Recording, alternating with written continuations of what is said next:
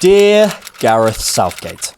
Hello mate, how's it going? You don't know me, but my name's Alex and I make videos about Arsenal on the internet. Yes, it's a real job and my mum is very proud. I don't have any coaching qualifications. I never played football to any good level, unless you count Poole Town under 9s. So on the minuscule chance you're watching this, on that basis, you could ignore everything I'm about to say. But I do care and think about football a lot. And rightly or wrongly, I have a lot to say about your team, as I'm sure many people watching this do. There is a lot of noise out there, so it's up to you watching and you, Gareth, to decide if what I'm saying is worth listening to. After watching England's opening 2 games of this group stage, I want to put 3 questions to you, Mr. Southgate. Being the England manager is not an easy job, and not one that I pretend I or many could do very well. I think you get so much right, and have done such a great job in so many ways as England manager, providing me personally with some great memories. But I don't think the following 3 questions are being answered on the pitch, and I think they're worth asking. So, let's get to it. First question, who are you platforming? At the moment, from an outsider's perspective, it looks like you've put the best 11 players from England on the pitch and gone, work it out. I'm sure that's not the idea on the training ground, but regardless of the plan, the outcome appears as a mismatched tactical salad of ideas with what feels like an emphasis on individual talent finding solutions rather than harnessing our considerable collective power. So, let's talk solutions. One of the ways to fix this, in my opinion, is making stronger decisions about who has the keys and who doesn't. In football terms, if we're giving someone zones and responsibility, let's really give them those zones and responsibility. Don't hedge our bets. The first keys debate is central. If we're giving Jude Bellingham the freedom of the central zones, fine, no problem. But at that point, in this setup, Foden needs to hold width or hold the bench. Someone needs to hold the width on the left because Kieran Trippier seems allergic to it, and it may as well be Foden. By allowing Foden to collapse inside to find the touches he finds at City, we're collapsing that whole left-hand side and reducing both the touches and spaces that both he and Jude can find inside. There's a reason we're so lopsided from an attacking perspective, and it's not just Saka's brilliance. So, are we giving Foden or Bellingham the keys to the central areas? Because there aren't 2 sets. Then I'm asking, Gareth, can I call you Gary? No, fair enough. Who are we platforming in these zones? Who dictates England's on-ball personality and the tempo of the game from deep? Because at the moment, I don't think anyone knows. Here, I do have a bit of sympathy for you. We probably don't have the quality of a Spain with Rodri or a Germany with Kroos in these positions. And as you said, we don't have Calvin Phillips. But again, I feel we've hedged our bets here. And what we can't have is a job share of 4 or 5 or 6, if you're including the keeper, behind the ball, sucking options from out of the block. They can't all dictate. At times we're asking the centre-backs to build, at times Rice is dropping deep, at times it's Trent, at times it's Bellingham, at times it's Foden. You can have that rotation in a team that spends more time with one another. I mean, look at Arsenal. But here, let's just keep it simple. If you want my opinion, I'd probably go a bit conservative. Yeah, now you're listening. And split the responsibility between Rice and Trent pulling in from right back behind the ball as our twin high-touch engine rooms. Maybe even as a box midfield. You then work out how they go and stay between them to ensure there's always options ahead of the ball. I don't think Trent is particularly good ahead of the ball, especially under contact, but in the early stages, we can deal with that. I know we're not working with ideals on the international level, apart from Calvin Phillips, who would be ideal. I don't care who it is in these zones, it just can't be everyone. 6 men behind Denmark's first line completely destroys ball progression and convinces everyone that Rice, with no options to pass to, for example, had a terrible negative game. Guys, who was he meant to pass to? And finally, up front, who are we targeting as our primary final action guy? Who is the guy we expect to win the tournament for us? If it is indeed Saka, then he needs help, either from the overlap or the player in that midfield pocket, or both. Every time the ball went forward, you're asking him to do the impossible, isolated with no runners or wall passes. Saka is special, we know, but even he has limits. If it is him, then support him.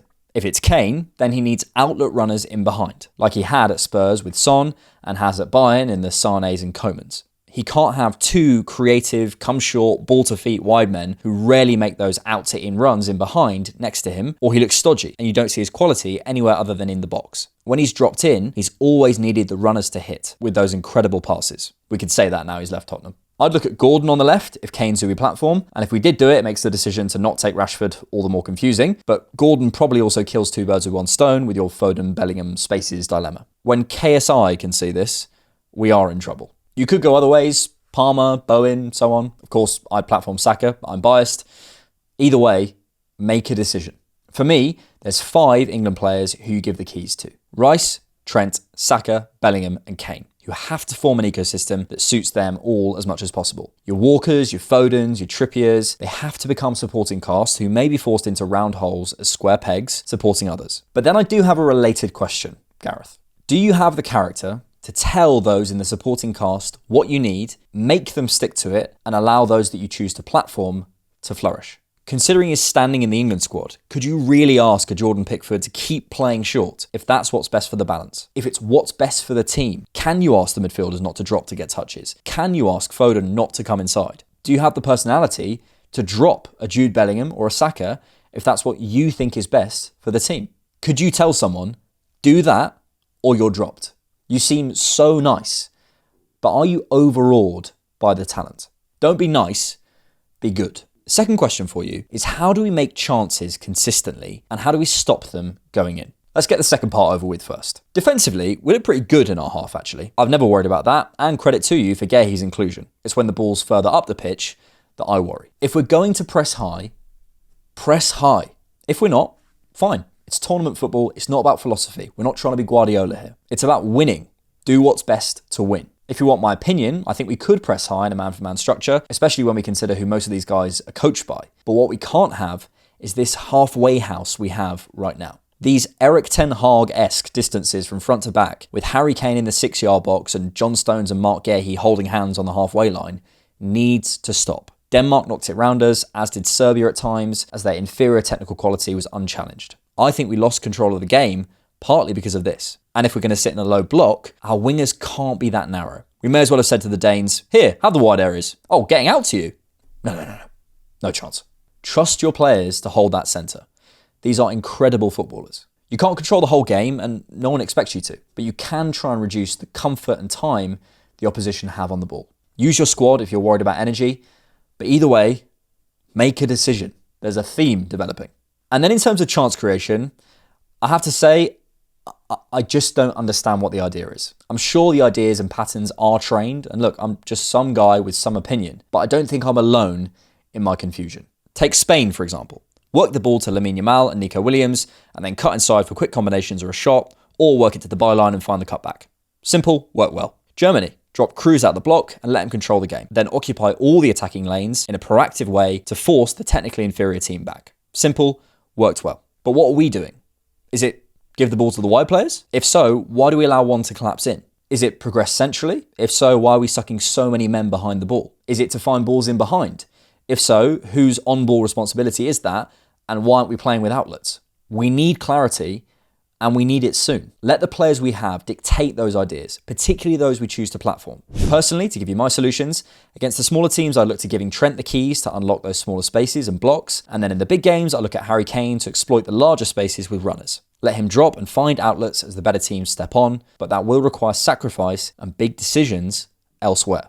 And finally, my third question is this. How do you change games? I look at that bench and I just can't believe we haven't managed to really effectively change the games up to this point. Just get people doing what they do best. We don't need to reinvent the wheel. There was a moment where Bellingham picked out Watkins in behind against Denmark and I thought, there, some bravery and playing to our strengths. Bellingham's vision and Watkins' off-the-shoulder qualities. That's what Watkins thrives at, the channel running and finishing from wide. He's one of the best at shooting across his body in Europe, in my opinion. But otherwise, we're not finding those different solutions. Eze's superpower is his bravery to carry and affect the game centrally, and we're putting him on the left. Conor Gallagher could be the perfect midfielder to cover those huge spaces in the press with his legs from the start, but we're using him as a finisher and asking him to find a final ball. Cole Palmer is one of the most informed attackers in Europe and hasn't had a sniff. Gareth, the overall message here is this. Keep it simple and pick something. At the moment, it's like watching my mum when she first got an iPhone. So much power in her hands, and so little action. It literally says slide to unlock. But there is something underpinning all of this, a conservative mindset. We look scared to try something in case it doesn't come off, so we end up doing nothing. I can't imagine what it's like playing for your country, let alone managing it, and the pressure that comes with that. But, and maybe I can only speak for myself, I think there'd be a lot less regret and frustration if we lost 4-3, but gave it a go, rather than facing a 1-0 whimpering quarter-final exit with no fight, no pace, and no chance to show who we are. This is your last tournament. Throw those conservative principles to the wind and go out with a bang. To be totally honest, Gareth, I'm not a particularly patriotic person. So this isn't a do it for the country. But what I am is someone who hates seeing things not live up to their full potential. This is an incredible group of players. I can't imagine the pressure you're under, and I want to reiterate the respect I have for you as a man. But come on, there's no chance you're watching this. But just in case you are, I think I speak for a lot of people when I say we want this team to show us who they are. So please, not for the country, but for you and this brilliant group of footballers you have. Because if I see another unchanged lineup against Slovenia, you will be able to hear my eye roll from London in Germany. All the best, Alex from The Different Knock. Oh, and by the way, if you want me on your coaching staff, that's fine. But Steve Holland is out and Ben White is in. P.S. Stop talking about Calvin Phillips, please. If you like The Different Knock, you can support us on Patreon monthly, or you can buy us a coffee.